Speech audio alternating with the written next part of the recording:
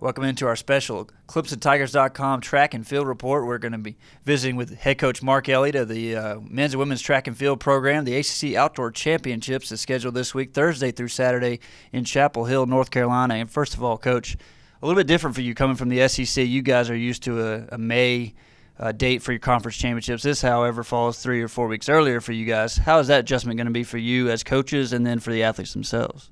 Well, taken from the athlete standpoint, they're used to it. For us as coaches, we got to make an adjustment, but that's why you coach. And it's just we have to look at it as one of our main competition this season. Got to get them prepared and then back off a bit and then get prepared again for the NCAA championships. You had your first indoor season in the books for you. What did you take from that experience with your two programs that you can move forward to as we move to outdoor season? Well, it's a double thinking, I would say. We do have some athletes on this team that can be major contributor, especially another year under new coaches. And speaking, like Tevin and Reggie and Mimi, they're great athletes. They would have done well with whoever or the coaches. And in the back of my mind, I know we've signed quite a few people. So I'm already thinking about championship for next season. So it makes you go through an ACC championship feeling good about everything. Clemson has a rich history in how they compete at the ACC level. And I'm sure we'll get close to that or back to that next season. Yeah, let's take a look at some of the personnel that will make up your two teams this weekend in Chapel Hill. For the men's side, you touched on them both a little bit. Tevin Hester, Reggie Lewis, off to strong starts in the sprints and then with the 4x1 relay as well. Yeah. Well, it's great when you reach an athlete that quick. And I have to give credit to Tevin and Reggie. They buy into the new coaches, and it shows. They PR their first time outdoors, and while it never happens like that a lot, I was happy it does, because then it also give the athletes that looks up to them, in a sense like, oh, we need to buy into this. So I think as a team-wise, we're doing good. We just got to get more bodies out there that is ready to help and score more points to where we can be vying for championship. But I'm completely happy on both sides there.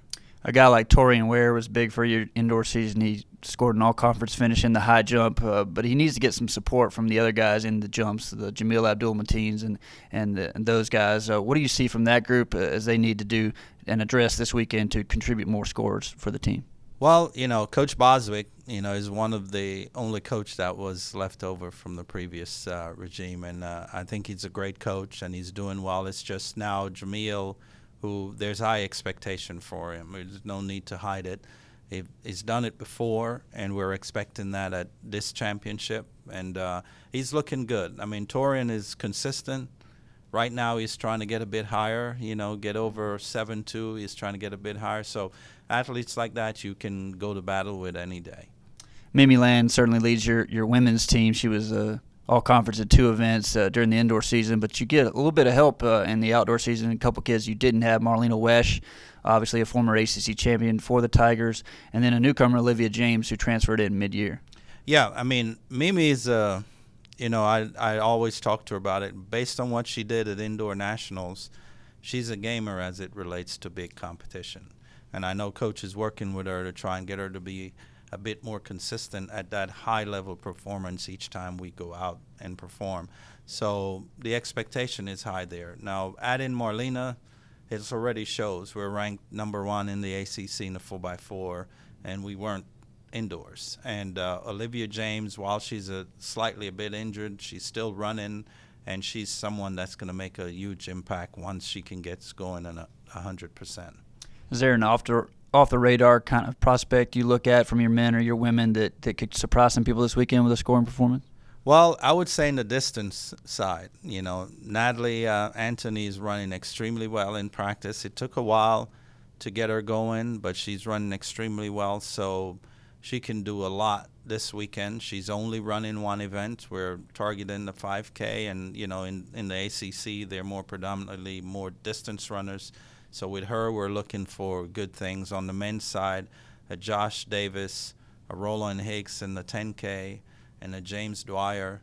those three guys, as it relates to the descending order in the conference, they have a chance of scoring, which never happened before. And these are realistic chances, not guessing or hoping and stuff. So I think they're doing very well. So those are the surprises we might have. Okay, Coach, we appreciate your time. All right, thank you.